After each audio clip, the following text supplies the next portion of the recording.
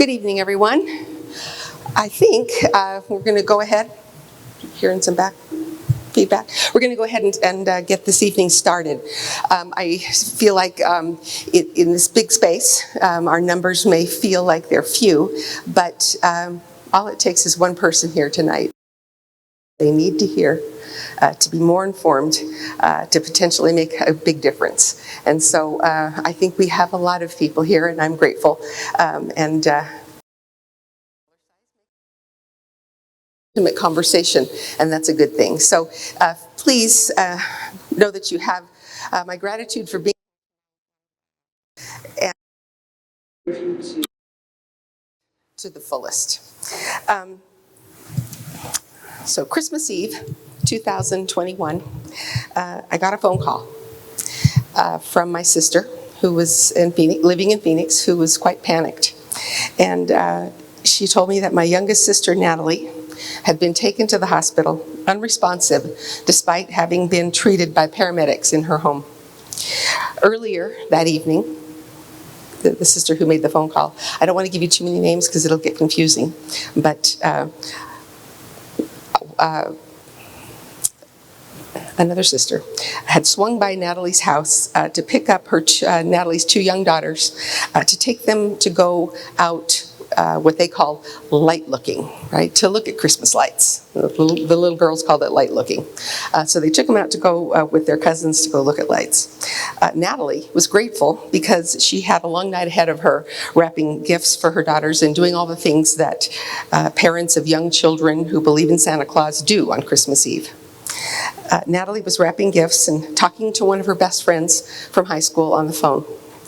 Then all of a sudden, according to this friend, the line went silent. The friend was actually driving over to Natalie's house to help her with Santa Claus duties, and he couldn't get her back on the line, despite having tried, hang up the phone, hey, we lost our connection, trying to call again, and called again. This is Phoenix, and it's a big place, and homes are far apart from each other. So it took about 20 or 25 minutes for him to actually get to her house. When he got there, nobody answered the door.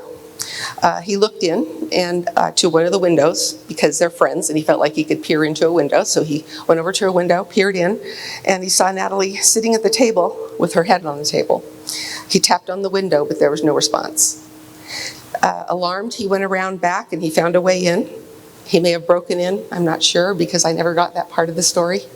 But Natalie was slumped over the table with her phone still in her hand, kind of between her hand and the table. She had scissors in her other hand because she was cutting wrapping paper. He called 911. She never regained consciousness. And within a few days, we made a family decision to remove her from life support. And that was 24th. By the 28th, I have an email where I was sending a thank you note to the organ harvesting team at the hospital, thanking them for working with me because Natalie was an organ donor. Not all of her organs, despite the fact that she was young and healthy and in great shape, not all of her organs were viable for donation because they had been damaged by her being unconscious for so long and deprived of oxygen. This is really not just the story of my sister Natalie, but a young woman who maybe lived a little bit on the edge. When she was younger, she partied, and sometimes a lot, in her 20s. In her early 30s, she got married. And we settled, we sighed a bit of relief in the family, and she settled down a little bit, and she and her husband had two baby girls. They bought a house, a modest house in Phoenix, and were building their lives. He was a truck driver, and she worked as an esthetician in a doctor's office. However, her husband had an addiction to opioids, and he wasn't successful with overcoming this addiction, despite and by the way, his addiction came on after an injury. But despite more than one rehab program, he just still couldn't kick that. At one point, she asked him to move out, And she said, until you get your act together, you shouldn't be around our girls, which seemed like a responsible move at the time. But not long after that, in the fall of 2020, he died of an opioid overdose in his truck in California. Just sort of an anonymous person to everybody around him.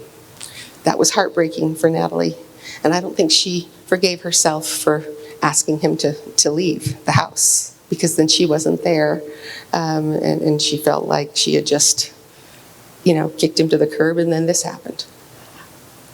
After that, she drank too much. I don't think she was happy, and it was hard for her in those months following his death. I visited her and stayed at her house for Thanksgiving 2021. So this was about a year after he died. She was still struggling, but she was putting on a good show. We had yet another sister. I come from a family of 5 girls. We had yet another sister who had cancer. And we knew that this was going to be our last Thanksgiving together. So we all rallied. We were there. I have this great picture of everybody watching a video, no square inch of the couch or the floor in the family room, because it was a small house. No square inch was unoccupied by a person or a blanket or a pillow. When I left that Sunday morning after Thanksgiving, quite early in the morning, I woke my sister Rhonda, the one who had cancer. I knew it was going to be the last time that I was going to see her. I woke her and I said goodbye, never dreaming that that would also be the last time that I would see Natalie.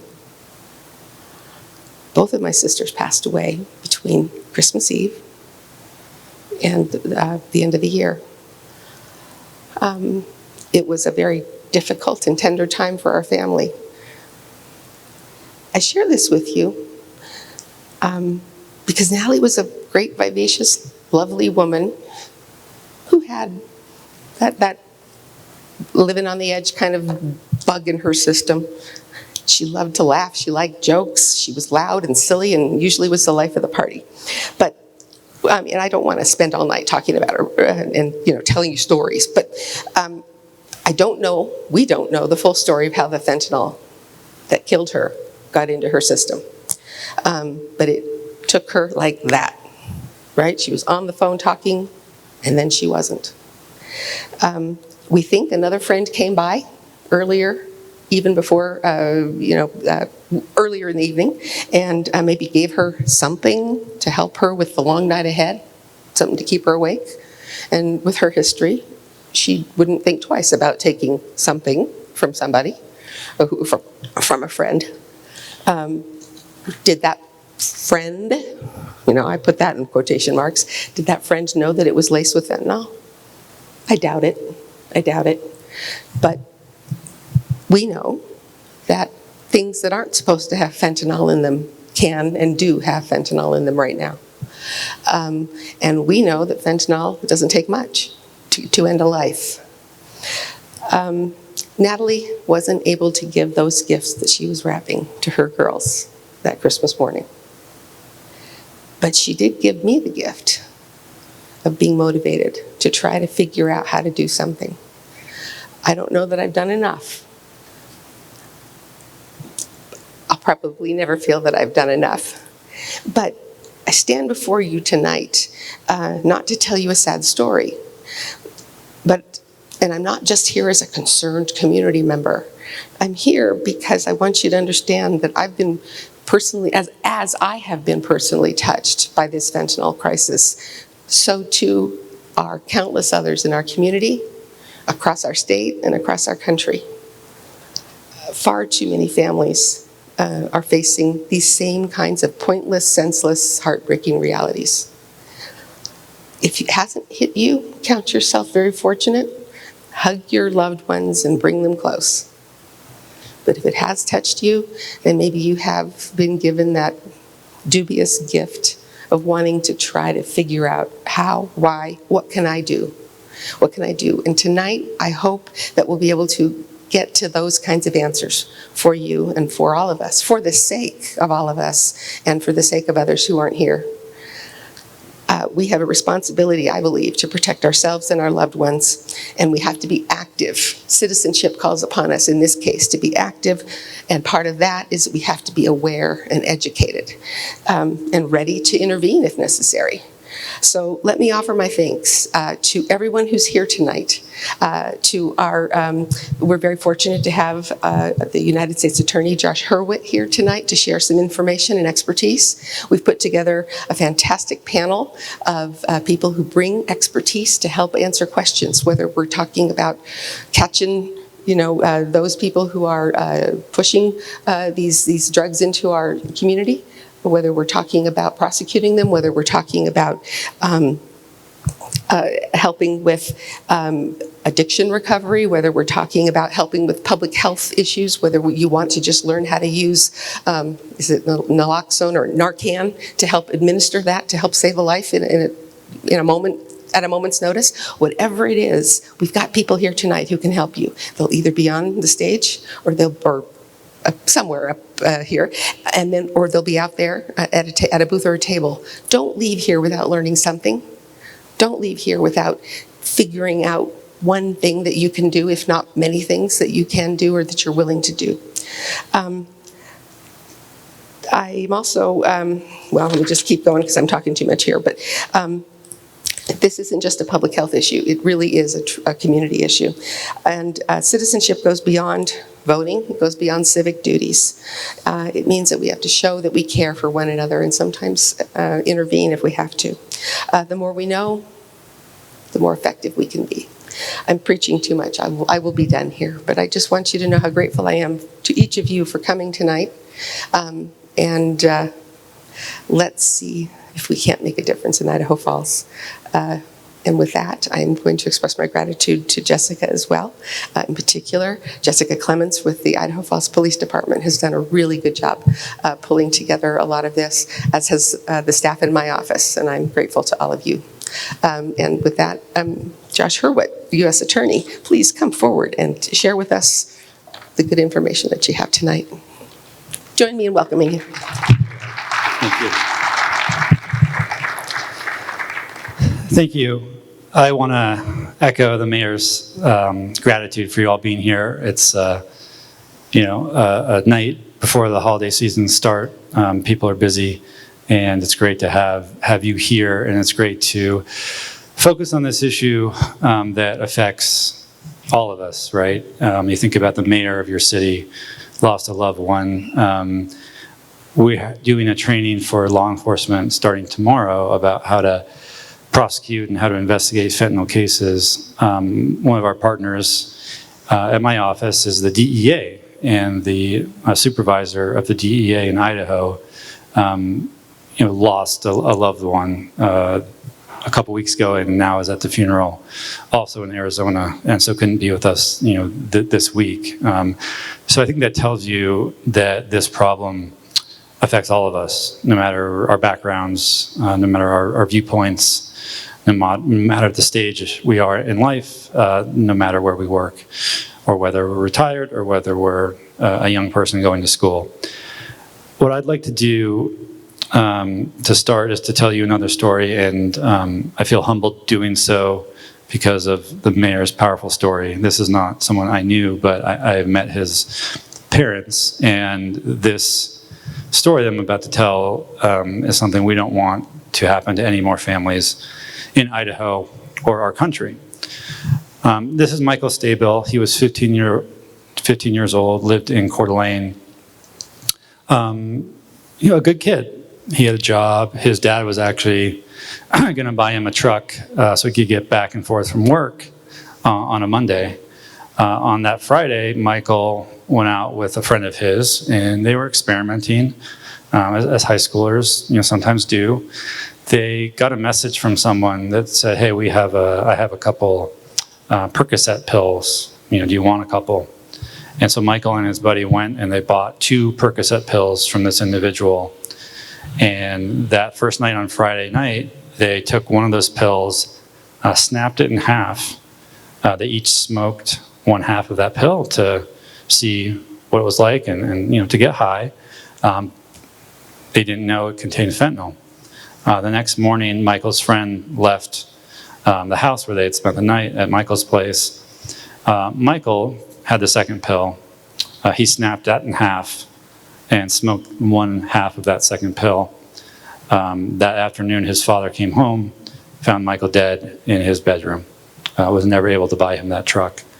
So we're going to talk about what fentanyl is, some trends that we're seeing, some things that I want the community to know. But when we do this, what we're talking about is real people, the mayor's sister, the DEA supervisors, I think it's his sister-in-law, children like Michael. That's why we're fighting this fight and why I'm so grateful for all of you for being here tonight. A couple statistics, right? And so each one of these represents a story as powerful as the stories you've already heard tonight. But last year in Idaho, you can see the numbers, over 350 people died from any overdose. Most of those related to opioids, and most of those were due to fentanyl, which is a synthetic opioid. If you are between the ages of 18 and 45, the leading cause of death for this large, significant demographic is an opioid overdose. For the first time ever, it's been something other than car crashes, and it's opioids. This is the amount of fentanyl that is considered to be a lethal dose, 2 milligrams. It fits on the tip of a pencil. So let me pause and tell you what fentanyl is.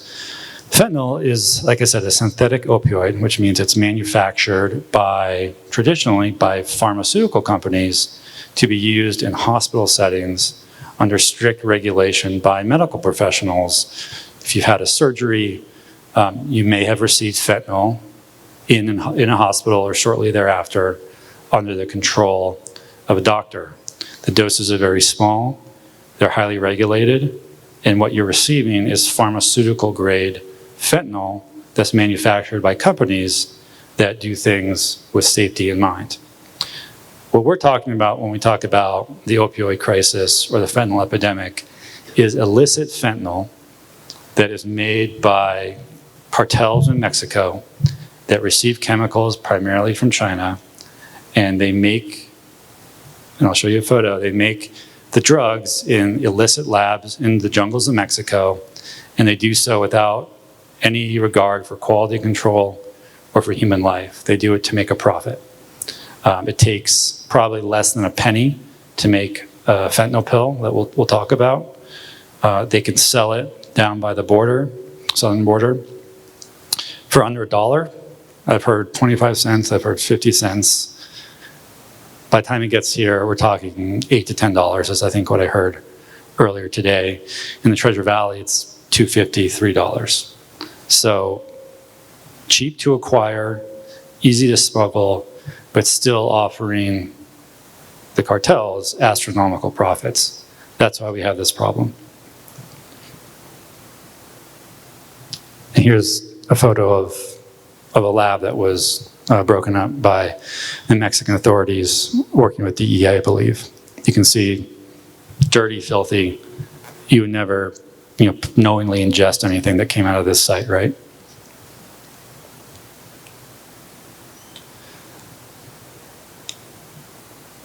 I'm going to talk about sort of the trends of the fentanyl crisis here in a second. Primarily, up until this point, and still, fentanyl is produced in fake prescription pills and distributed in, like Michael's story, maybe like the mayor's sister's story, it's distributed by dealers who may or may not know it contains fentanyl. And the people acquiring it and using it may or may not know that it contains fentanyl. You can see from this diagram here, the authentic fentanyl, if you ask me, looks less real than the fake stuff because of the way it's stamped. The clarity of the M and the 30, looks a little nicer, frankly, than the authentic pill, right? So there is one problem, which is confusion. People don't know what they're taking, and the cartels are taking advantage of that. When we talk about these pills, the DEA over time, when we seize pills, and we're talking about millions of pills every year, they test them. And it used to be that 4 out of 10 pills contained a potentially lethal dose. Then it was 6. Now it's 7 out of 10 pills contain a potentially lethal dose. And as you could tell from the story I told about Michael, the pills are not uniform. One pill may contain no fentanyl. The next pill may contain 4 doses of fentanyl. Again, the cartels aren't concerned about uniformity, quality, safety.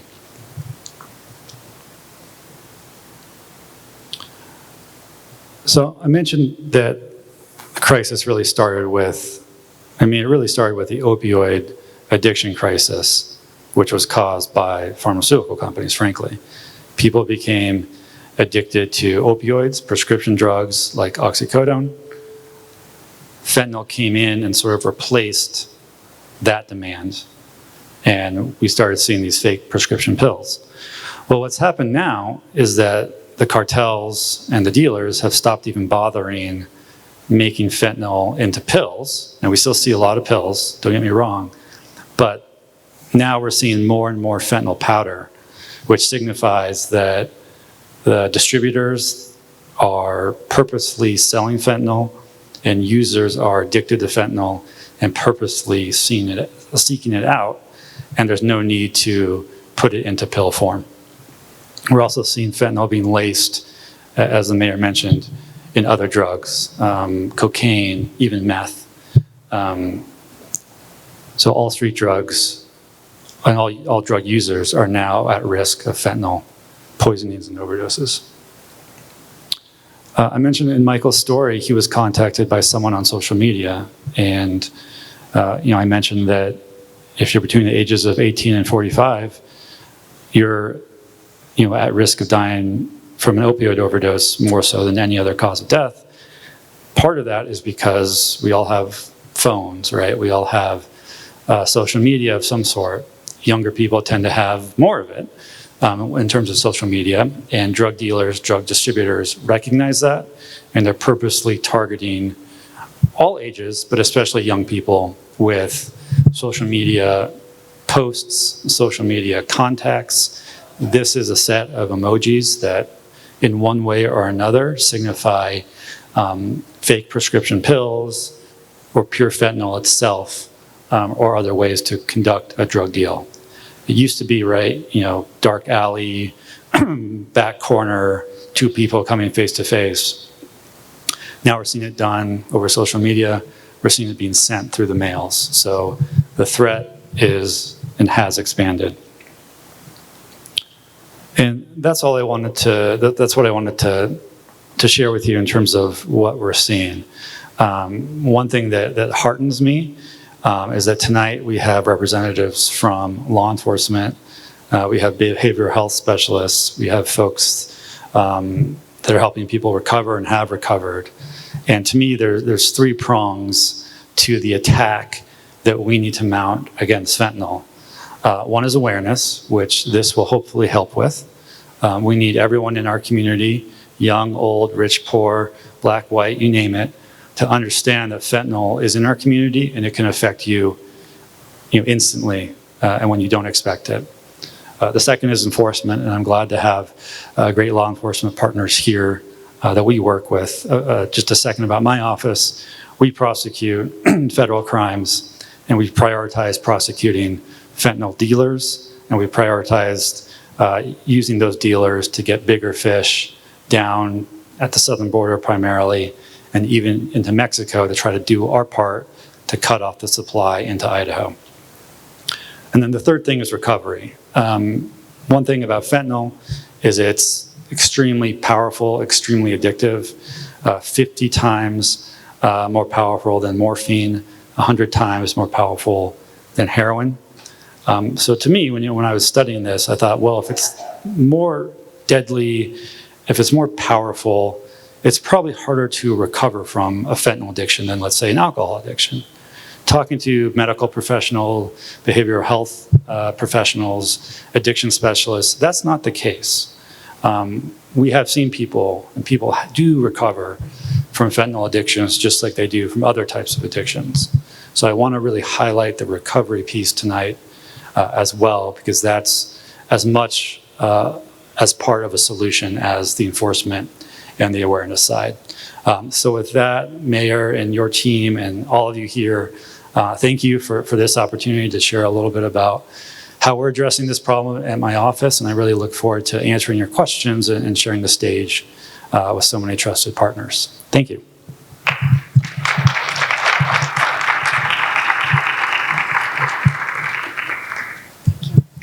All right, we're going to transition to our panel now. Panelists, if you've been asked to participate, if you would jump up here, that would be great. Do you mind? Back here? Actually, I'm going to set it up right here, if you don't mind.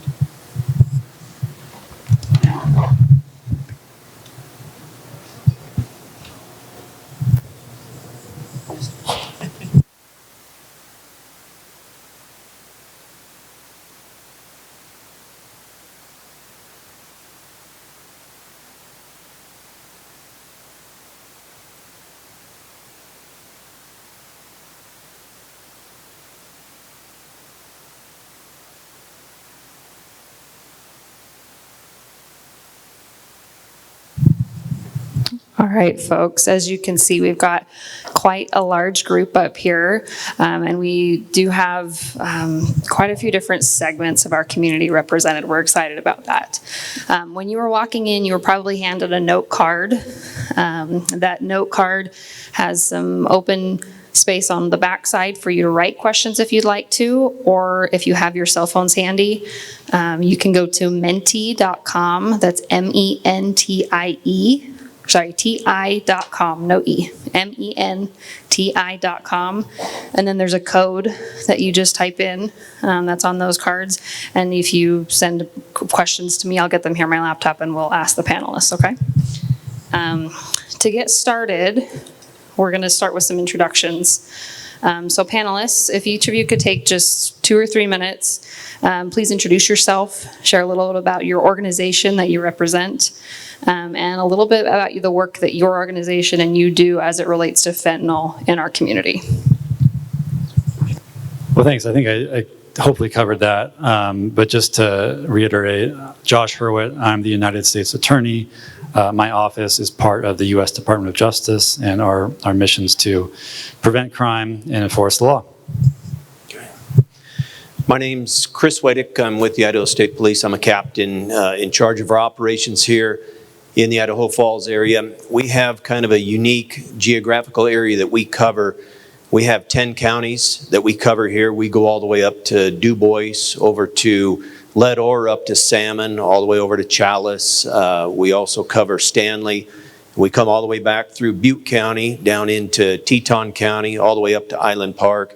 We border Montana, we border Wyoming, and we do all that with about 25 troopers. So we don't have a lot of resources, and the thing that we really rely on is, as Josh was talking about his 3 principles, we really have the 2E principle for me. We like to have the education and we like to have the enforcement. And on both of those, we need to partner with our local law enforcement agencies like we're doing here today. We need to partner with the community to be able to educate them and let them know what we're doing. We partner with our federal side of things. We partner on the state side of things. Governor Little signed the Operation Esto Perpetua, which is to combat fentanyl. And we are doing that right now with our domestic highway enforcement team. We like to call them the DHE team.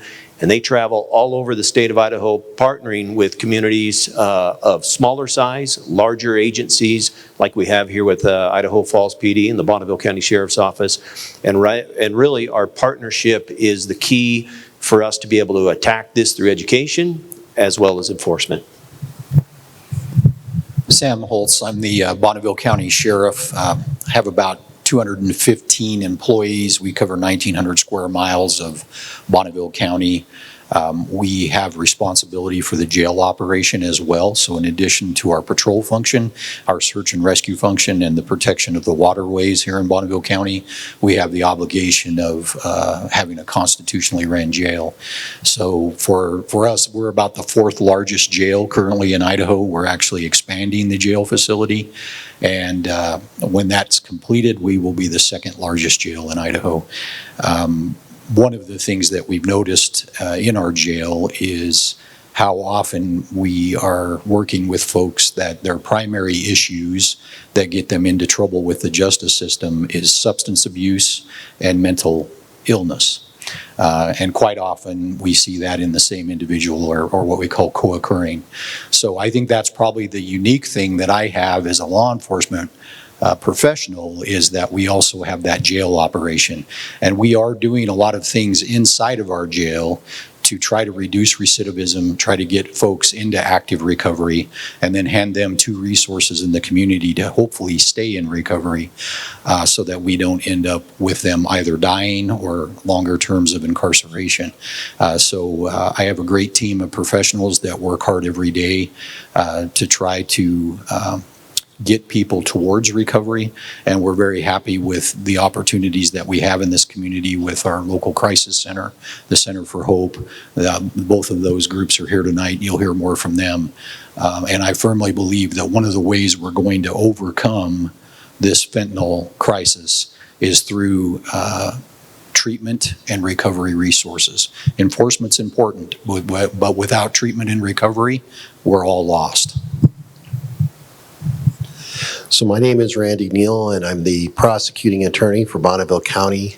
We're responsible for the enforcement of all, our prosecution, I should say, of all felonies inside the county.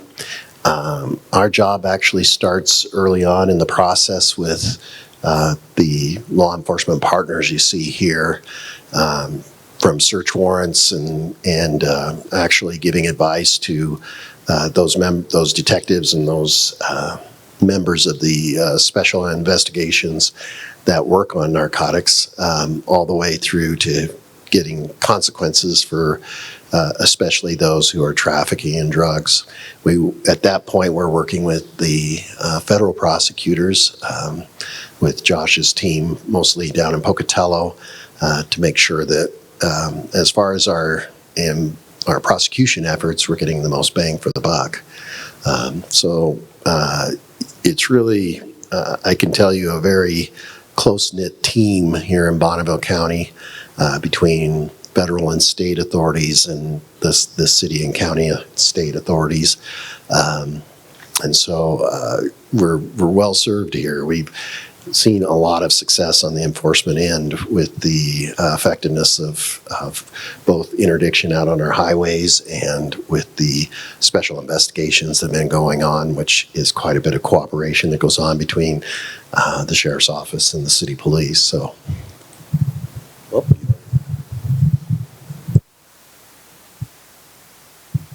Hello? Oh, it's on.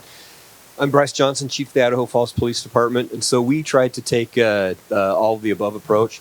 So our officers in the field carry naloxone. I think the Sheriff's Department does, and so the first thing we want to do is keep people alive. It's really hard to get in recovery if the worst happens, so we want to make sure people stay alive. The fire department's going to talk in a little bit what they do when they come, so I'm not going to steal their thunder, but we try to take a comprehensive approach. You also see in the back of the room those two beautiful men standing in the doorway that don't want any attention given to them, that are now turning around. That's a IFPD social worker and a great IFPD detective.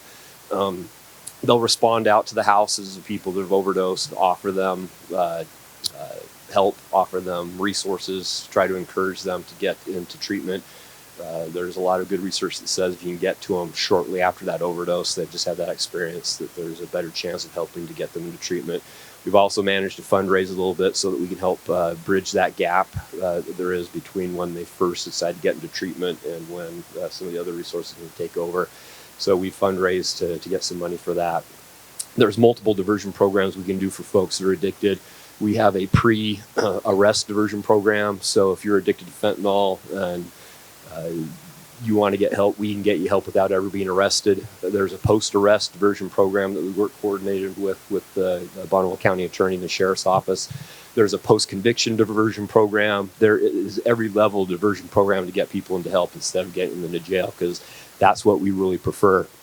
Having said that, we also do very robustly enforce the law. So if you're someone that wants to not just be addicted, but then also cause a lot of hate and discontent in the community, we will do the enforcement as well. I do think we still have the biggest fentanyl seizure in the state of Idaho history. Last I looked, we still had it. We seized over 100,000 of those dirty 30 pills that you saw up there here in Idaho Falls. That's more than one pill for every citizen of our great city. I think that's one for every member of the county almost, but the county's growing so fast. And I'm not going to read it, but there's a federal trial going on right now, and my detective, who's now a sergeant that's out there, sent me a text while I was sitting down there before he got here asking, telling me how awesome the U.S. attorney was that was prosecuting the case, and asking if we could give him an IFPD coin because he's been doing such a phenomenal job. So we take an all-of-above approach and do our best to get people to treatment that want to be in treatment, and then hold those accountable that are breaking the law. Thank you. My name's Andy Garrity. I'm an emergency physician here in the community at both of the hospitals, and been here for a long time. And worked with air medical transport and some of the other pre-hospital crews in the area. And the U.S. Attorney put the slide up of talking about deaths in Idaho and seeing that there are 200. It's interesting how few we see in the emergency department. When you're working, you hear the call go out to a crew, somebody unresponsive or not breathing, and then they don't show up. And and it's you always know that some of those people are represented in that 197 number, and that's a little bit discouraging. But there's I think a lot of things that are coming online that are making me a little bit more encouraged. In our community, we have outstanding law enforcement that are just bright and compassionate and understand that this is a medical problem. And I appreciate the dignity and compassion that they treat people with, even when they're in the middle of committing crimes or overdosing or being in a very vulnerable position. So I appreciate them. The other things that have been happening in medicine is, development of medications and technologies and that help people recover and live. There's medicine called buprenorphine. I think a lot of us know the term Suboxone. Buprenorphine is a medication that it's what we call partial agonist that works on these opioid receptors. What's so ingenious about this medication is its high affinity for these receptors. It has such a high affinity that it will, if somebody has, say, oxycodone, heroin, fentanyl on board, and they take Suboxone, it displaces those medications and actually puts them into withdrawal. So we don't give it to people who are not in withdrawal. But when they are ready to be on this medication, it can be life-changing for them and help them to, it doesn't make them high, but it takes away some of the pain, the difficulty, and, which is unimaginable. I heard someone describe, the drive for these drugs when it's something that you are addicted to and need is just something that you want as much as water or air. And it's just impossible to resist. And buprenorphine or Suboxone helps bring it away from that level where it's required of our body to have, and takes away the pain associated with withdrawal. And I met a young woman once, and she was in for, I can't even remember what she was in for. She was 31 years old, and she was working as an administrative assistant, had a great job, looked wonderful, and on her medication list, she had buprenorphine. And she said, "Hey, my mother's going to come. I don't want her to know that I'm on this medication." And there was part of me that thought, that's too bad, because what a victory it is for her to be on this medication that she can live with. She can create a life. She was married and she was doing wonderful things in her life. And so in our physicians now, within the last, probably 5 years, we now are required to get training with addiction medicine in order to have a DEA license. And in our community too, we have increased interest in people who want to help people maintain on these medications to help them overcome an addiction. And that would be fentanyl, it would be other prescription medications, heroin, really any opioids would be something that's buprenorphine could help them with. And our community family clinic has providers that have an interest in that. Anyway, I appreciate the opportunity to be on the panel. Thank you. My name is Devere Hunt. I represent the behavioral health community. I'm one of the owners of Rehabilitated Health Services. One of my partners, Heather Moore, she's an RN. She has a medical piece to all of that. Inside of the world that we call Badger Umbrella, it's another name for a company that we run with. And so we're able to provide services for the behavioral health population in a lot of different areas. One of those areas is the Adult Crisis Center, which James will speak to in a few minutes here. I know we had just completed the governor's report, and next, I think 3 weeks, we're going to celebrate a 10-year anniversary of the Adult Crisis Center here in town. It was the first one opened in the state of Idaho. And in that report, we had over 26,000 episodes of individual days of clients coming into the crisis center seeking help. And that could be behavioral health from the perspective of, it could be substance use disorder or mental health disorder, either one. We opened up the first youth crisis center, Rise Up, which is here in town likewise. And it's been open for 17 months. And I received a report today that we've had over 425 episodes for kids between the age of 5 and 17 that have come into our youth crisis center in that kind of time frame. And so it's so important to have the panel of everybody, because so many times the reason why people are seeking fentanyl or all substance use disorder comes from trauma, it comes from mental illness, it comes from experiences in their life that they're oftentimes seeking either medication control to try to help, and they can't get that, so they seek the substance use disorder. And so we're able to work with all of those pieces. We provide counseling in the community, prescribing. We have a substance use disorder program. Tiffany's here, she runs that program for us here in the back. And we also provide MAT services, which is what you're speaking of with the Suboxone treatment likewise, and Heather really coordinates those pieces for us. Part of our umbrella is the Centers for Hope, and so Nancy will speak to the Centers for Hope and all the great work that they do.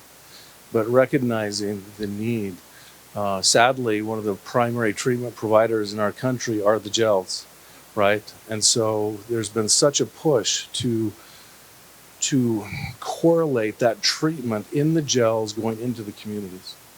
One of the contracts that we have a contract that is funded through the Department of Health and Welfare. We have a case manager at the women's prison in Pocatello. And so, and Nancy supervises that program, she can speak to that. But that program, as people transition out of the jail and they become re-entering citizens to our community, we can set up the Suboxone, the MAT treatment, the counseling, and all of those different services so that we can help them, because that's one of your most vulnerable points is you are now released from your time, whether you're on probation or you've topped out, whatever that might be. That's one of your most vulnerable points of growing into full recovery. And so Nancy can speak to all the recovery coaches and their extreme value. There's been a systemic process and change in behavioral health for recovery coaches and peer supports. I have a master's degree in counseling from Utah State, so we don't have any good sports programs, sorry. Go Aggies though, right? But here about 10 years ago, Optum brought peer supports to the table. And what that is that's a certified individual with lived experience that now can work with as a peer and somebody that's experienced their same depression, their same anxieties, their same issues and problems, and really be a model to them and relatable to them. As a clinical individual, I have my own skill sets clinically, but I can't reach them the same way a peer support may be able to. Not much long after that, recovery coaches have really taken a grip in our community. And that's a similar position as an individual that has lived experience in the substance use domain. And so they have a validity with a person trying to seek sober, safe and sober activities, and they can reach them in a way that clinically we can't.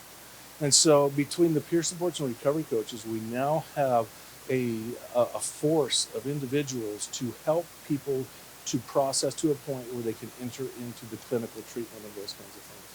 And so it's an opportunity that didn't exist 10 years ago, it didn't exist 6 years ago. And I think it is one of our greatest tools in battling and overcoming the best we can the whole fentanyl crisis. So recognizing every person has, I was speaking to somebody outside of here and they talked about how important this position is or that position is. Every single person has that most important role at some point, whether it's prosecution, because sometimes that is the only way we can get them into treatment, whether it's a jailer, whether it's a law enforcement officer, whether it's a recovery coach or a doc in the ER, that point of contact, we have to recognize the value of every single one of those points of contact, because we don't know which one of those contacts is going to be that final piece to that change. And so we all need to recognize our own personal values in that process of recovery. Yeah, I'm Nancy Espeseth. I'm the director of the Center for Hope here in Idaho Falls. We also have a center located in Pocatello, and we have 4 satellites, one in Soda Springs, one in American Falls, one in Blackfoot, and one in Rexburg.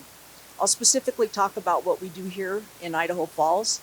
As DeVere talked about, we are a peer-to-peer based recovery center where we have people with lived experience, recovery coaches, and peer support specialists that have picked their own pathway to recovery and have been successful.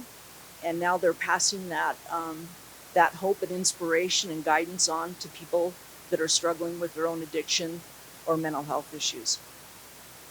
As far as the fentanyl crisis goes, I would like to say that the impact is huge in our community. In our recovery community, I can tell you 2 to 3 times a month that we have someone that we lose to the overdose of either fentanyl, opioids, etc. And that hits us hard. I like what Mayor Casper said, because I go to these events to continue to learn and to be part of a solution and try to do better every day and to help our community out.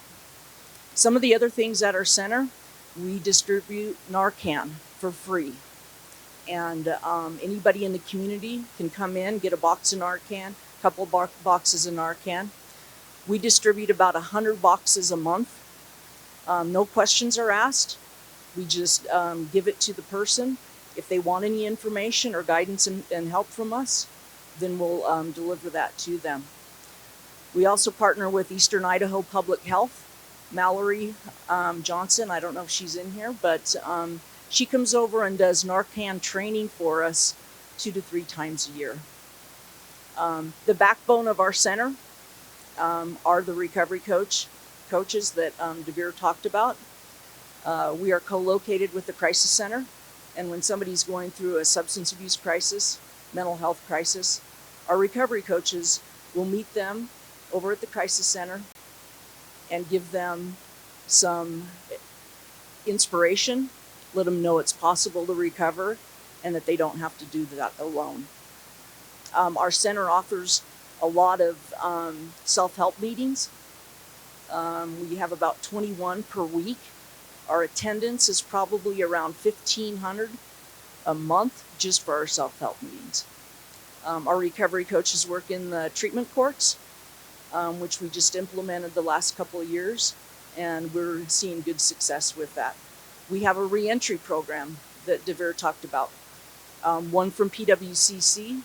When a person is released from there, they have an appointment for a MAT provider, and a recovery coach will pick them up at the prison and take them to that appointment and get them kind of situated through that transition for the next couple of weeks. We do educational programming, and one of the things that that's not said a lot, but recovery can be fun, and we do a lot of activities. We do Super Bowl parties, we go kayaking, fishing, we have a softball team.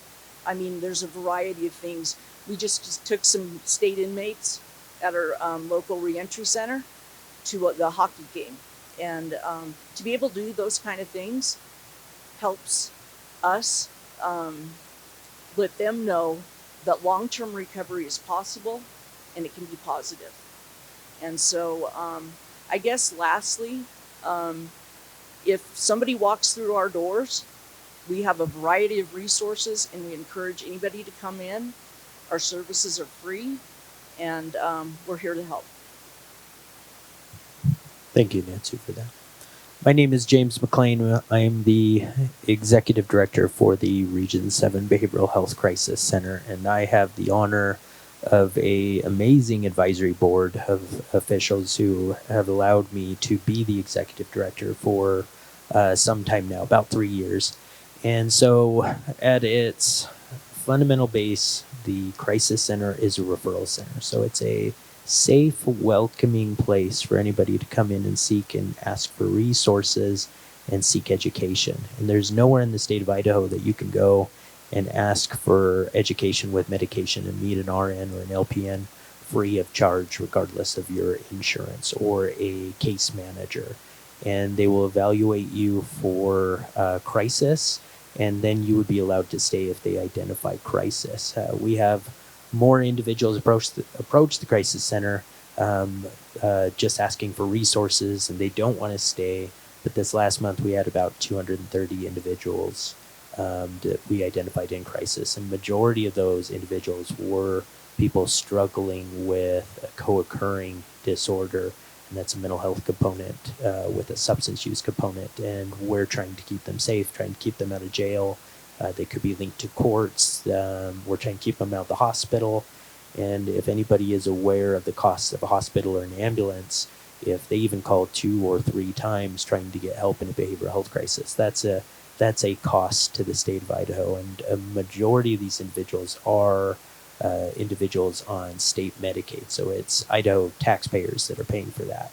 And for anybody that wants those director's reports to the governor, that's open to the public, and you're definitely more than welcome to see the allocation of money and funding.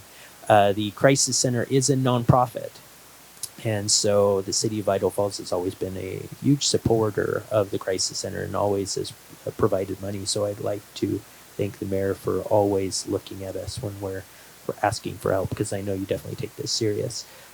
We see about 10 to 12 individuals daily that they could be struggling with behavioral health crisis, and we try to refer them out, and we try to alleviate the law enforcement referrals. Those are individuals on patrol every day that are bringing people in so that those patrol officers can go back out on patrol, and then we will work with those individuals, keep them safe. And just like Nancy said, then recovery coach peer supports will come in and try to connect with them, tell them their story, and let them know that recovery is real and it doesn't have to be a punishment. It can be fun, and that they can have the lives that they want after recovery. And so that is what the Crisis Center does. And then that person can approach the Crisis Center 1 time, 2 times, 3 times, 20 times. The Crisis Center will be there and will be welcoming and try to help that person as long as they're ready for recovery. And we do that every single day. And so it's been a pleasure to work in this community. Just like Devere said, the Crisis Center is going on 10 years in December here very quickly. So thank you all for supporting the center and for supporting those who are boots on the ground in our community. Good evening, everybody. My name is John Perry. I'm the Deputy Chief for the Idaho Falls Fire Department. It's a pleasure to be here, first of all, representing our department. I'll begin with saying I had the opportunity in 2023 to go into the RX and illicit drug conference or summit in Atlanta, Georgia. And the reason I bring that up is I had the opportunity to listen to a DEA administrator who was out of San Diego. So he was really in the front lines of where opioids were coming across the country, or more specifically, fentanyl pills. And he led the conversation off by saying, if you're one of those people who think if you build a wall, you're going to stop drugs from coming into the country, by the time you get done listening to me, I hope I will change your mind. And he had said that there's about 1,500 to 2,000 large cargo trucks every day that cross the Mexico border into the United States. And he said there's no possible way that we can search every one of those vehicles every single day of the year. And so drugs are just getting across the border. He said, if you really want to address it, you really have to engage your community and get people in your community engaged in the fight or the battle of that. And so the reason I bring that up, because it's really good to see people in the seats here tonight, and really that's how best to address it. It's not going to stop coming into our country. We as a community have to stand up to and educate ourselves and our children on how to best approach that. So that was pretty neat experience for me. He also said one other thing that I don't really have a story to, but he said fentanyl is our modern day weapon of mass destruction. And that too also kind of rang very loud for me during that opportunity.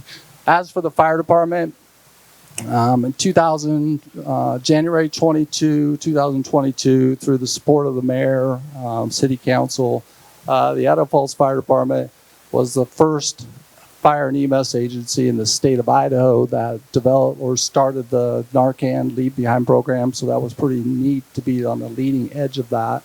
And really, quite honestly, I would say there's not a department in the state now that doesn't do it. So we were number one in starting that program. I work closely. Mallory's name's going to get brought up a couple times up here already. She should probably be up here front too. But I work closely with her in public education. I do kind of look at the fire department as really the subject matter experts on public education. So we really should be a leader in that. And we try to be in educating people not only on Narcan use, signs and symptoms of fentanyl overdose, but also CPR if it's needed in those situations. I work closely with, again, the two handsome gentlemen in the back. I try to inform them as much as I can on calls that we go on, that we administer Narcan to, that maybe the police department isn't on, to kind of keep them engaged of what we're seeing. We go on 14,000 calls a year. So a majority of those are in residential homes. So our guys and gals are certainly, they see a lot. And so as long as they can educate us and we can inform the police department if they're not aware of it, we try to communicate, because that's really the method of success. As a department, we really do want to be a leader in this, in addressing opioid and that, that crisis that we're certainly experiencing a little bit. And recently our department has upgraded our narcotic tracking system so that we as a department are really leading by example. We use RFID tags. We will soon, where from the moment it gets into an ambulance, we track it through computer and cloud-based, and we know when it ultimately is given to a patient. So we really want to create that community trust in the fire department as well. Our protocols, EMS protocols, change constantly when it comes to addressing behavioral issues, drug overdoses, substance use, and those things. We're really seeing it across the country where, unfortunately, people or patients ultimately are dying in our care. And really, we're trying to train our folks the methods of restraining people. If we feel like we have to chemically restrain them, teaching them about assessments and those things, because we don't want anybody to die in our custody. So those are some of the things from the fire department's perspective that we're really working on, and so that's all I got.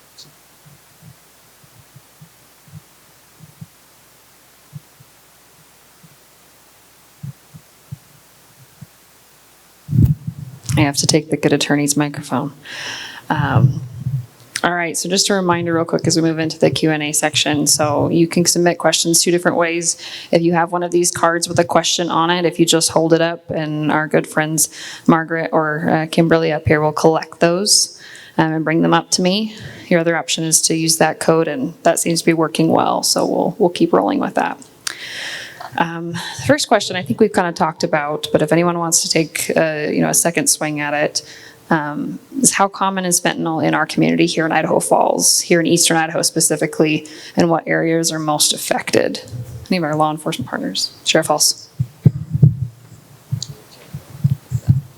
So when I've done presentations like this at other parts of the county, what I would say is there's probably fentanyl in this room. If not in this room, certainly in this building, and probably in the parking lot. So that's how prevalent it is. If you haven't been touched by it, I hope you never are, but you probably will be. Most of us know someone who has OD'd, family members with active addiction. This touches everybody.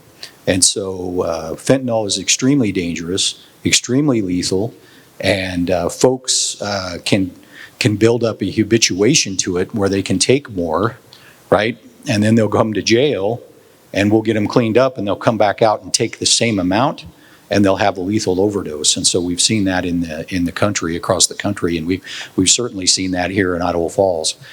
So it is prevalent. Other panelists, anyone want to chime in on that? I think we've pretty well covered it. Okay. Another question we have in here is what resources are available for minors? Do these recovery centers also manage them through withdrawal? I don't know if Devere here. There's a lot of different services for minors in the community. It depends on really what you're looking for. I know that there are various opportunities for individuals that are typically what you're dealing with a minor, you're dealing with the substance use disorder as well as the behavioral health disorder piece of that. And so there are pieces that the schools, there's obviously programs that the Holtz, that Sam runs, likewise with the DARE. But as far as services, we have the Youth Crisis Center. There's also SIA. Many of you guys are familiar with SIA here in town.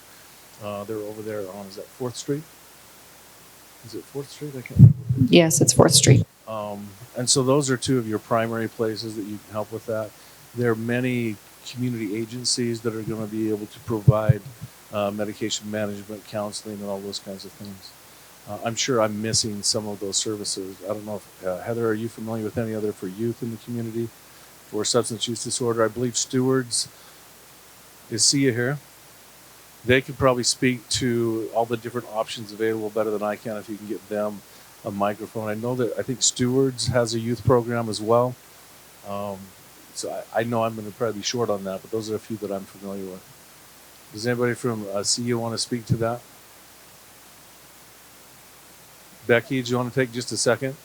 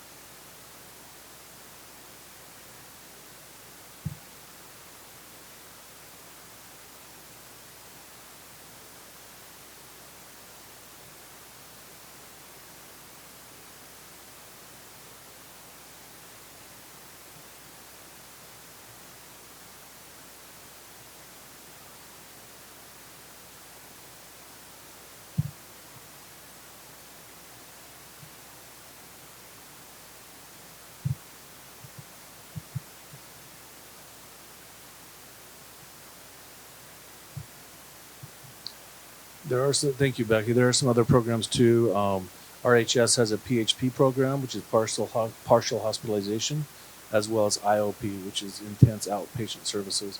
And that is where you have individuals that go and they attend group activities. They have group counseling as well as individual counseling. They do education on substance use disorder and mental health disorder as well. And I think that they can take up to 12 a day at this point. Are there any other people in the crowd that are aware of other youth services?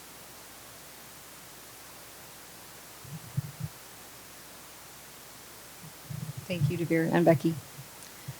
Another question we have here is, do you believe that there is enough retribution for perpetrators caught with supplying these pills into the U.S.? If so, why are there so many cases of potential drug distribution still?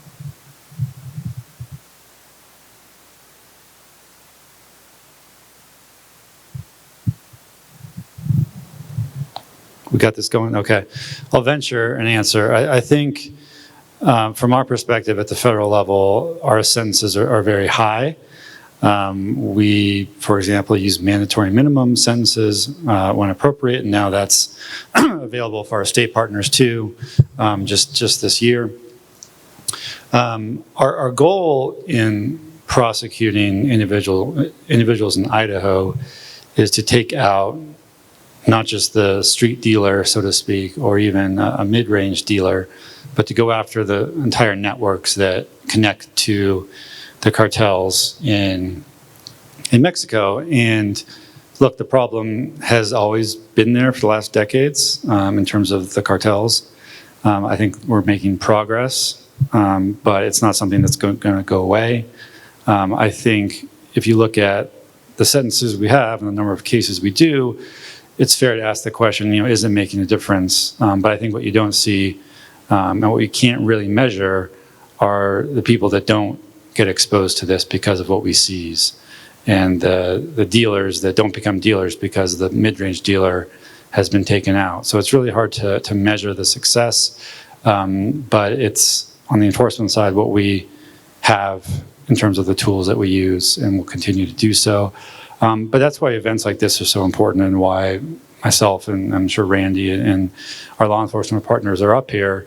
We can put people in jail, in prison, but until the community as a whole becomes more resilient, we work on rehabilitation, we work on treatment, we reduce the demand, we're going to be very busy on this problem. So we'd much rather be less busy on this problem. Thank you. Prosecutor Neal. I think we are seeing a difference in what the enforcement side is doing as far as drug traffickers. And we do have new tools that were passed by the legislature. And I think we are seeing differences in what we have seen in the past few years. We've just had huge seizures in the past, and we're seeing a little less of that. I think that it makes a difference. We concentrate, of course, in the state system. We have a little bit of a different approach, because not only do we deal with drug traffickers, but we have a lot of personal use, what we call simple possession cases. Those cases we tend to try to go towards treatment and treatment courts and problem-solving courts. But we do have that tool now, minimum mandatories here in Idaho. But it is kind of like scooping water out of the mud hole there. It seems like there's always somebody willing to step up and make money illicitly that way. So we have no shortage of job applicants, unfortunately, for taking those jobs of distribution. But I mean, that's the job. We're going to keep at it and keep trying to get dealers out of the equation, while we also work on this other part of the equation. I think this approach here that you're seeing indicates that there's no one group or one person who can be the difference. It has to be a systematic approach, and that is more broadly applied to all crime. But especially when we start talking about the drug problems and gangs, associates with gangs that are affecting our community. And so, fortunately, we have two great tools right now. I want to tell you that Josh Hurwitz has been an exemplary U.S. attorney. He is an exemplary U.S. attorney.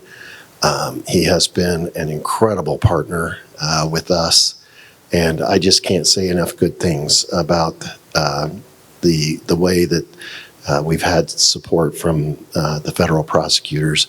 And now that partnership is a little different now because of the state tools that we have. But there's no question that up on this stage, the enforcement side has just been an incredible team in approaching this problem. And a lot of bad guys have been taken off the street.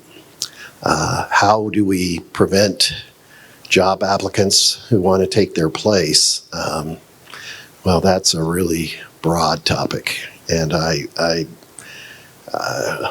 I'm sure that's why we have this systematic approach. It's not just the demand, it's also those folks that are willing to enter into the drug community and live that lifestyle, that gangsta lifestyle. So there's plenty of supply there. All right, I'm going to pose this question to our three law enforcement representatives up here. The question is, does anyone on stage have an anecdote about law enforcement becoming exposed to fentanyl and receiving Narcan, or saving a life by administering Narcan? While you think about that, I'm going to have one of you take this additional question. We have a question here from asking if the state legislature has restricted how first responders can carry and administer naloxone. So whichever of our three partners would like to take the first question, I can answer the second one. So I can tell you that we've had in our work release facility, so people in our work release facility are going out into the community every day, and they're coming back into the work release facility to spend the night with us. We're currently up to 5 overdoses in the work release facility that we've reversed with Narcan that our deputies carry. So every deputy sheriff has Narcan on their person, whether they're in patrol or inside the jail facility. And we had one overdose inside our general population dorm a couple years ago that U.S. Attorney Hurwitz helped us prosecute the attorney that was responsible for bringing the drug into our jail facility. And I appreciated that very much and the partnership there. So yes, we have a lot of rescues with Narcan. I have some data here for you. So since 2021, when we began to kind of track this epidemic of fentanyl, in Bonneville County, and this will include some of Idaho Falls police numbers as well, but this is just for law enforcement. Narcan's been administered 115 in 115 cases, and that's involving 197 overdoses. So 115 times since 2021, law enforcement has administered Narcan on the scenes of these cases.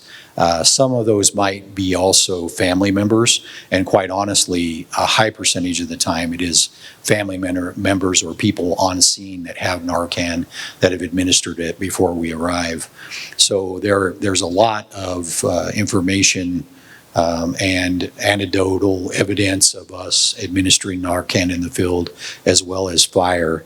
But we're also finding with the stronger and stronger fentanyl, it takes more than one dose of Narcan to reverse that overdose. Sometimes, I think our record right now is 5 nasal Narcan's administrations trying to reverse that. And I know the agencies up here all have similar stories.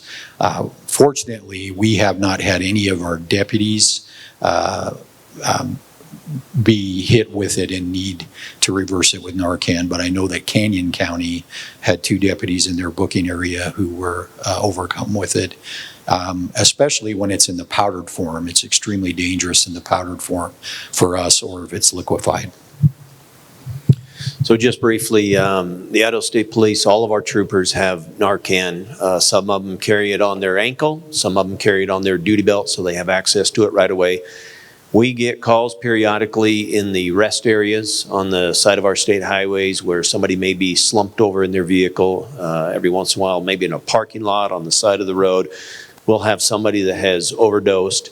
One of the common things that we're really starting to see now is that we're seeing users in possession of Narcan knowing that they are probably going to overdose and that the person that they're with is going to be able to administer that Narcan to them because they're about to end up ingesting it in one way or another. So it's very common for us to make a traffic stop and see the users in possession of the Narcan in preparation for an overdose. Some of the policies we've had to put in place is that when we are processing fentanyl, especially in the powder form, we try to make sure that we have 2 troopers in the evidence processing area. We have N95 masks that at times we are wearing, obviously the latex gloves as well. And we're just trying to put the odds in our favor that if for some reason it becomes airborne or becomes ingested, that we're going to be able to have something in place there that we're going to be able to counteract that. So, Chief, I don't know if you have anything. Second question. Just any experience you might have in if there's any restrictions from the legislature on our use of carrying a Narcan? The legislative restrictions, as I understand them, work to the police officers. We can still carry it and get it. It was about getting the Narcan out into the community. And I think the captain hit it, that Narcan's been embraced by most folks these days. Our officers have carried it for a while. Most of them have used it, and I don't know if we call it a save or what we call it, but most of them have been present or done that. Today, usually what happens is by the time they get there, there's multiple doses of Narcan already at the place where the overdose happened, and they've already been given Narcan before the first responders get there. So it's very prevalent in the community, and it's all over the place there. So how much that legislative change affected what's happening out in the real world, I'm not sure. I think they were trying to restrict how it got out there, but there's a lot of Narcan out in the community. I know James says, how many times have we had it used in the crisis center successfully too? Okay. I know since 2021 we've used it 4 or 5 times. The assistant director who's on the back of the building trying to stay silent, I know he's been present for 2 of those times that we've had individuals, because they don't know if they approach an ER and someone's overdosed, that they're not going to be prosecuted, that they're going to be protected for trying to help those individuals. They will bring them to the crisis center and unfortunately do a dump job pretty much and take them out of the car and hurry and leave. And so our medical staff, which we staff LPNs, enhanced paramedics, RNs, CNAs, and they will be doing Narcan in front of the center as we're calling ambulances. So I'm aware of 4 or 5 times that we've done. At Center for Hope, we do I talked about before, we hand out a lot of Narcan, and a lot of times they are the people that are maybe in active use. All of our recovery coaches carry Narcan. We have it throughout our building. And our philosophy of getting that into the hands of people that are in active addiction is as long as they're still alive, there is hope. And we never want to, in our philosophy, never want to give up on somebody. And so if they're willing to come in and get it, no questions asked, we'll let them have it. I could just speak for a second about kind of the restriction on Narcan. There was an issue that happened in the legislative session about a year ago where it was restricted in some language that came out of the legislature, and it related to the Idaho Harm Reduction Project, who was the primary distributor of Narcan, but that was overcome through Kootenai Fire, who is now doing the distributing for the entire state of Idaho. So shout out to Kootenai Fire for taking that on for the whole state. So it's all reestablished in the state, and we're able to get Narcan into all the communities. Thank you. We're approaching the end of our allotted time, so I'm going to ask one more question, and then we'll wrap up. We have a question here. Do you think the issue of opioid abuse and fentanyl is partially caused by other issues such as poverty, lack of resources, lack of education, and mental health. Anyone like to take that one?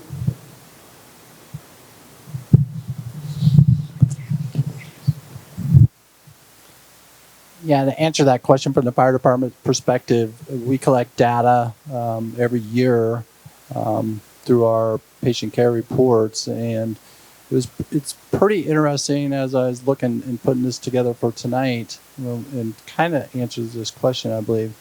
In 2020, we had 79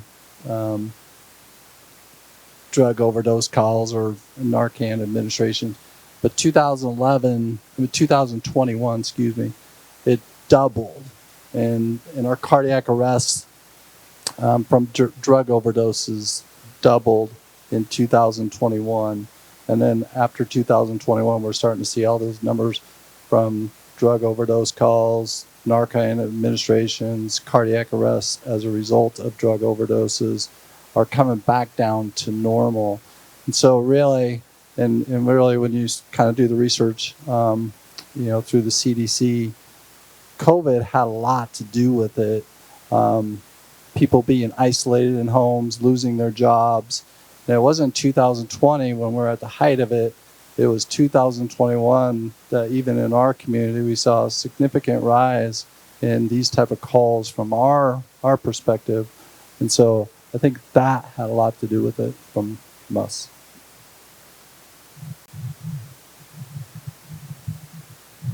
I got to keep turning this thing back on. I apologize. I just think from my perspective, running around the state, having these conversations, it's a great question. And the answer is yes. All these factors play into it. I don't think anyone ever sets out to become addicted to a drug or to become a victim of an overdose. There's always something else that led to decisions or forced someone into a certain path. I think for me, mental health is something that comes up all the time. It's great to hear from our behavioral health specialists here. But I think the other way I would end my answer to this question is, if it's true that societal factors, and Randy pointed this out, are a cause of what we're seeing, it also gives us hope because we can take control. We can make a difference, whether it's related to education, mental health, substance abuse, awareness, all these things. It allows us to end on a hopeful note tonight that, you being here, you speaking with someone else, you being aware of these services, you supporting your law enforcement, all these things can make a difference. And I think we can see progress. We're starting to see progress, but there's a long way to go. The piece I would add to that is I'm a behaviorist. I believe that you do nothing without a reason. You breathe for a reason. You eat for a reason. There's a reason behind every action that you engage in. And there are so many different actions or reasons that lead into drug use. There's also a lot of leader drugs. I think we had the example that was given up earlier that a kid was experimenting. There's depression, there is anxiety, there is trying to control voices and thoughts in your own head. There's so many different pieces of mental health that lead to trying to self-administer and trying to manage your own mental health through substance use disorder. But we cannot ever forget the fact that once you are in the throes of addiction, the addiction itself has to be treated. You've got to be able to recognize that sometimes that addiction itself just becomes the reason. And so oftentimes why behavioral health is so important and why treatment is so important, because you can treat the addiction, but if you don't treat the motivation into it, if you don't deal with the trauma, if you don't deal with the depression, the bipolar, the psychoses, even if you can get the addiction managed, if you don't ever address the underlying reason for starting the drugs, you're not going to get that resolved. And so you just have to look at it from a holistic perspective. And any good drug and alcohol program has to have that level of treatment involved in it. And one of the best things about, I'm a huge proponent of sometimes the best first step for treatment is prosecution and jail.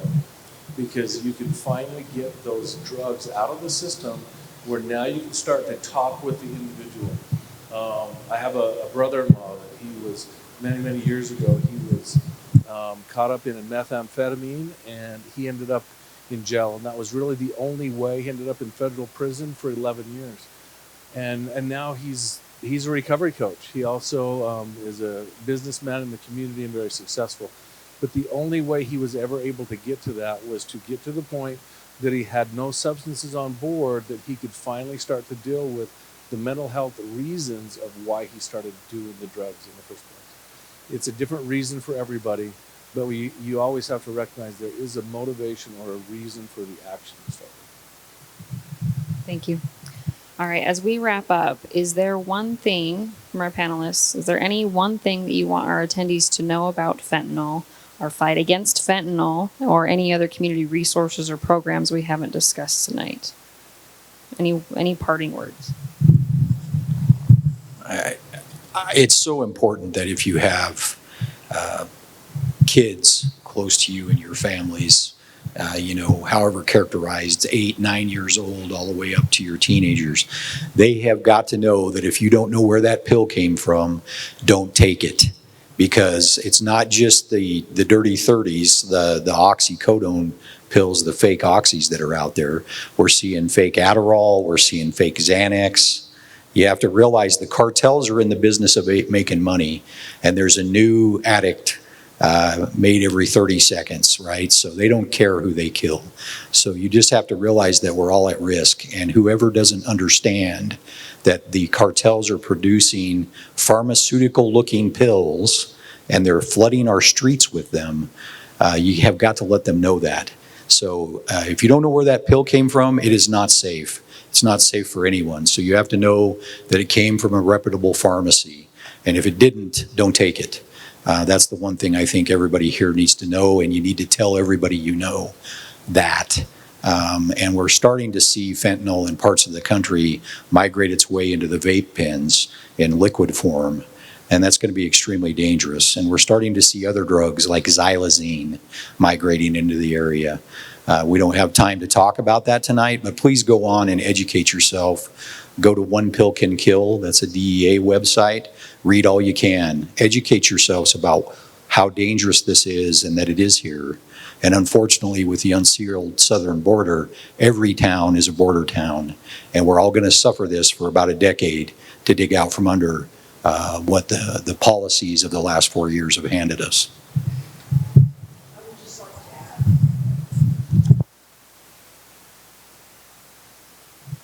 I would just like to add that there's always hope for individuals struggling with addiction. And they don't have to do it alone. There are a lot of people in our community that are willing to help people out, and recovery is possible, but it takes a team of us to do this, and it takes our community to do that. And I'd echo what you said. When the U.S. Attorney put that picture up with the pencil on it, with the fentanyl on it, that represented between 40 and 80 typical doses that I give in the emergency department. And I'd like to just express my appreciation. I had a patient within my last shift just yesterday that was saved by your Narcan, but absolutely have passed away if not for the efforts. Center for Hope. So this is just my opinion, take it for what it's worth. I think we have an incredibly compassionate community that wants to help people. Our goal and our desire and our hope and our prayer from all of us is that we can get folks into treatment. And if you got a loved one that's struggling with it, you got all these great people up that can maybe help you with it. And if you talk to even a deputy or a police officer, they'll help you get to someone that can help you get into treatment. Our first response is an enforcement. You have an incredible, compassionate community. At the same time, you got one heck of a great sheriff's office, Idaho State Police Department, Idaho State and Idaho Falls Police Department that will arrest people that are doing bad things. We have a 35% increase in drug cases this year in Idaho Falls. And so you've got both the incredibly compassionate carrot, let's help the folks out, and you've got a pretty good prosecutorial stick and arresting stick to get the bad actors out. I think we're trying it at every level. All right, so I have the pleasure of just wrapping up real quick. I want to say thank you to all of our panelists for coming today and taking the time to do this. I hope that it is evident for those of you who are attending today that this is not just an issue that affects one segment of our community. We have law enforcement sitting up here alongside of recovery communities and EMS and physicians and prosecutorial staff. These teams of people care very deeply, and we have more people here in the community who care about this as well. Our hope is that that by coming here tonight, you've gained some kind of knowledge that is helpful in this fight and in this service to our community. That when you are going out and you are interacting with people in your sphere, if you find someone that might need help, you now know where to send them. It's our hope that it is not hard for someone who needs help to figure out where to go and where they can get it. Any of these people here, any of the people in this room now, hopefully, you can be an advocate for someone who might need help and say, hey, you know what, I may not be the right person, but I can get you to Center for Hope and they're going to take care of you. Or I'm going to get you to SIA or somewhere else, to a law enforcement agency. Walk in the doors of the Idaho Falls Police Department and say you need help, and we will do our best to help you. Okay. Is Mallory still here in the back? Mallory, do you mind standing up real quick? I'm going to put a spotlight on her. Mallory Johnson works for the Eastern Idaho Public Health. She does a lot of great things over there, but among them, Narcan education and placement in our community. If you have questions about Narcan, she'd be a great person to speak with. Can my recovery coaches up here from RHS, you mind waving up here? I think I've got a few up here. We didn't get to every question that our community has, and some of them are basic, like what is Narcan? Maybe we should have covered that right off the bat. If you still have questions, I know we didn't get to all of them, please take a few minutes. I'm sure this group of lovely people will be happy to speak with you. Mallory, my folks from the Idaho Falls Police Department, or any of these panelists will be glad to make sure you aren't leaving with questions. Thank you all for coming, and travel safe tonight.